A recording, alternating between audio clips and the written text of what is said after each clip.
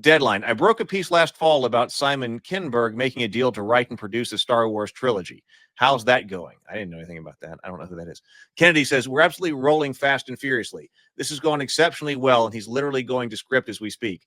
We'll see something probably around June. Simon, if you remember, he did work with us years ago on the animated show, which was a really wonderful collaborative experience.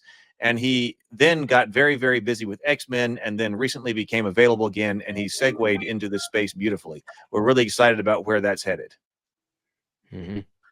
Okay. Well, but I thought no script isn't that a problem if there's no script? Well, see, Or no, he's going to script. What the phrase "going to script" means he's now going to write. Yeah, I mean, which is like a common thing that I've noticed with Star Wars and Marvel, that they're like, oh yeah, we're gonna make a movie. We have a general idea and we haven't written a script yet, or somebody's writing a script eventually. And well, that Rey movie they keep talking about, there's still no script. There's still no script. And hopefully it will stay that way. Yeah, hopefully it will, because that's going to be a disaster. No one wants to see that also, film. I wanted to mention also Rogue Squadron, which was another movie, Patty Jenkins movie that was supposed to come out, and was canceled. That was one I was actually looking forward to. Me too. Yeah, me too. Yeah, I really thought she could have done a good job. I've got all the I remember when Squadron Rogue One comics. was originally announced, like there was the Rogue One. I thought that movie was going to be a Rogue Squadron. So I just when I heard the name Rogue One, I thought, oh, we're getting a Rogue Squadron movie. And of course, it ended up being, and I did like Rogue One, but I was like, oh man, yes, there should totally be a Rogue Squadron movie. Yeah, I think it would have done well. But it was the same. Deadline says there are spin-offs and then there's the core Star Wars story broken into trilogies. Is that a continuation of that? Kennedy says this is the next iteration, a new saga that moves us into the future. Deadline also says, and the one by Deadpool and Wolverine director Sean Levy. Kennedy says that's also in the future. It's all post the first 9. Sean's is a standalone Star Wars story that will take place post 9, maybe 5 or 6 years out. And Mandalorian really stands on its own because we're dealing with a whole new era in the Star Wars and the New Republic. We have other development going on in that space as well. So that's the space that we're pretty much focused on right now at the moment, because obviously with Mandalorian, we have a pretty good sense of where that's going. And with this, it's all pretty much new characters. We may bring in some characters back from the sequel saga, but pretty much new characters. Okay, let's look at this one. Comments on that? From what I understand, all that she's really got moving is Grogu Mandalorian movie. All these other ones are in that, like Lance is talking about, that sort of liminal quasi-reality of development. Yeah, it does sound that way. Deadline says, how many development type projects do you have percolating that you feel confident will turn into something down the line? Which is good question. Kennedy says, to play it safe, I'd say 3 or 4 right at the moment. And a large part of it, Mike, is who is the talent we're attaching. And that's a challenge in and of itself these days because people get really busy. So you find yourself having to wait, like even too busy for Star Wars.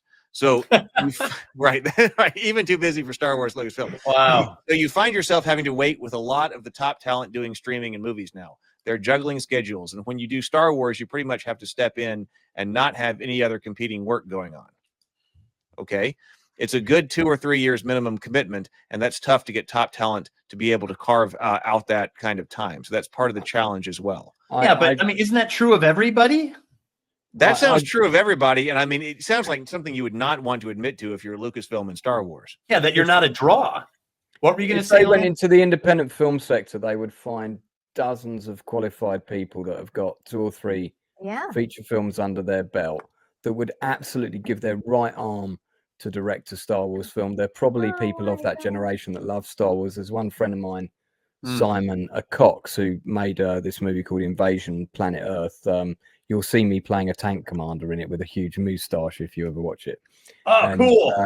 And I'm like, good God, open fire. It's all very British. But, you know, he's a massive, massive Star Wars fan. And he's also a very competent filmmaker who's made incredible films for almost no budget. You know, I think his budget on that was maybe about £100,000 or something. And, and I mean, if he was given, 20 million to make a Star Wars movie, he would make an incredible Star Wars movie for 20 million pounds. So, I mean, the problem is that the method of who do I employ? Let's look who's let's look at who's available, who's also directed Marvel films and whatever, is a really narrow field that they're looking at. They're not opening it to other talent. I'm not saying let's employ someone who's just made a short film the other day, but there are a lot of directors out there who've been beavering away for a really long time off their own back, and I'm not just speaking for myself here. I could recommend 4 off the top of my she hasn't heard of something called a casting call. I mean, well, and you know what, Lance, like what you're saying, you know that the guys that got together to make A New Hope were a bunch of young, hungry, literally were like sleeping overnight in garages and building models. Like, you know, they weren't the big, high polished, high profile guys. These were outsiders who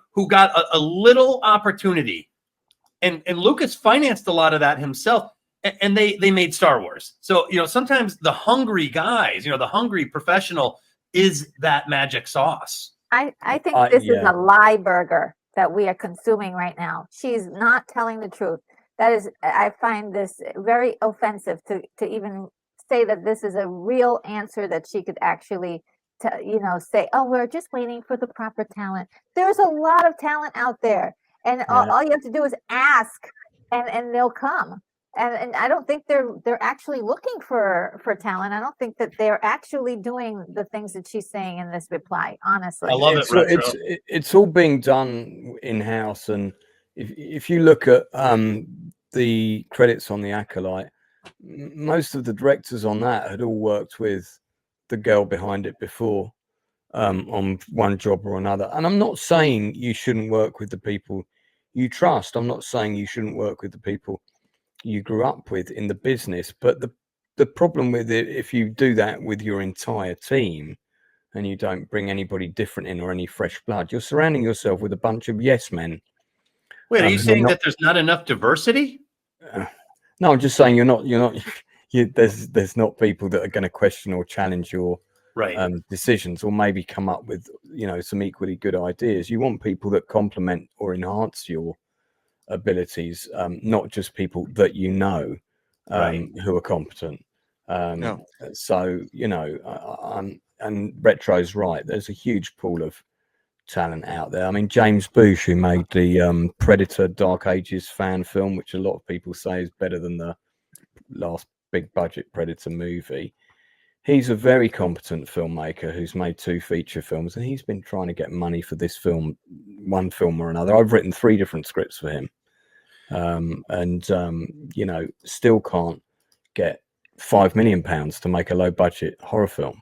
You know, Lance, the more I'm listening to you and thinking, the more I'm like, you know, that's what Hollywood needs. They need fresh blood coming in there. The guys who have been hustling for a while, who know what it means to have an opportunity. They need that kind of person coming into Hollywood to take the reins on, you know, and to want the opportunity, not treat it like an experiment. Oh, we'll do a streaming service and we'll just experiment like Kennedy's talking about.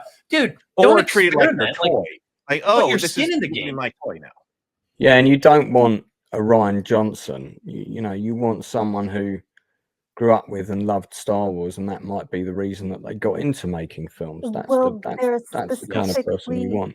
From what I have been reading, following, is that they're specifically looking for people who aren't fans, who haven't been following Star Wars, in order to get that new audience.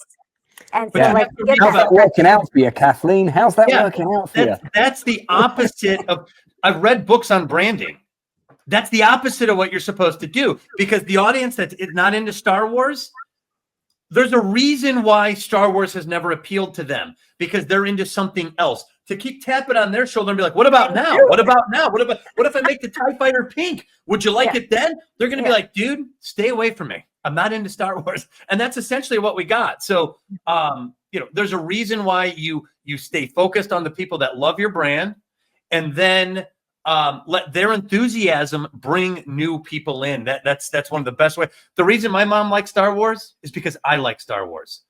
My wife likes Star Wars because I like Star Wars, because I brought people in. I brought people to the table because I'm totally in. And when Kathleen Kennedy says, you're the problem, I'm not bringing anyone into your theaters to watch your movies. I'm going to tell them to stay away. And they will, because they trust me. They think they know I'm a Star Wars guy. And if I said it's bad Star Wars, they're going to say, then I believe you. So, she did it the exact wrong way. She didn't grow the diversity of cast as the guiding principle, did not make a more diverse Star Wars audience. At the end of the day, diversity is awesome, but you got to do it you have to put the important facets above it, which is good storytelling, good craftsmanship. And then the diversity, put it in everywhere you can. Just don't let that be the only guiding principle. I think that's a mistake. They not only shrunk the audience, they divided it as well. Yeah. And Totally. And a lot of that division that they say exists predominantly only exists in their head as a way of justifying their mistakes, because there's that blame culture, that sort of toxic fandom culture. And I don't consider myself a toxic person at all. In fact, everything on my channel is, I always try and make it positive. Or Retro, I know you're very similar in that respect. Yeah. And Heath as well. I'm not interested in going online and spending 3 hours about something that I think is crap, because if I think it's crap, I don't want to waste 3 hours of my life talking about it. So I'd much rather be singing the praises about stuff. We just want good stories. We just want good quality stories. Well, and there's Retro, different what were you types talking of, about shrinking the Retro had a comment about shrinking the audience. What were you going to say, Retro? Oh, I think I forgot it. But if I'm going to say anything about that, the audience itself